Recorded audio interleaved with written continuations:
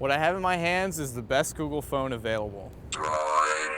This is the Motorola Droid, the first Google phone on Verizon.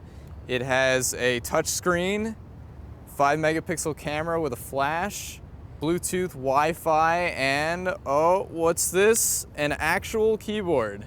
The keyboard is going to be very attractive to BlackBerry owners who can't get used to the iPhone software keyboards.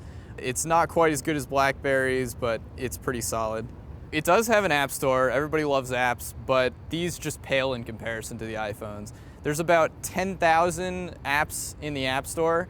Compare that to the iPhone's 100,000, and it's really no contest. The games on here don't even come close.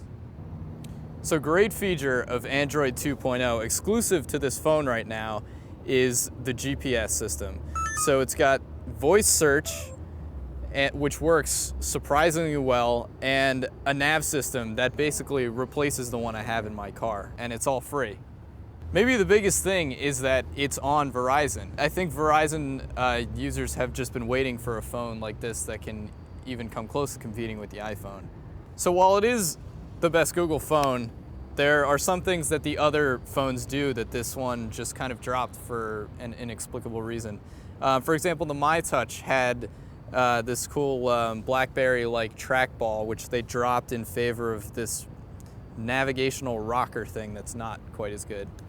The media player on here just doesn't come close to any dedicated media player. Compared to the iPhone, it's not even in the same league. Forget iTunes syncing. It was a hassle just to get music on this thing, and we couldn't figure out how to get video on here. I think we're just stuck with YouTube. There's a lot of things about the Droid that are just still too complicated and too geeky. For example, you delete an app on the iPhone, you just hold down on it and hit the X. You want to delete one on the Droid, you dig into settings and you try and find the uninstall menu, and then you click on it and click uninstall. It's just not as intuitive. It doesn't have those great multi-touch features like on the iPhone. Pinch to zoom, not here. You got to find the zoom button.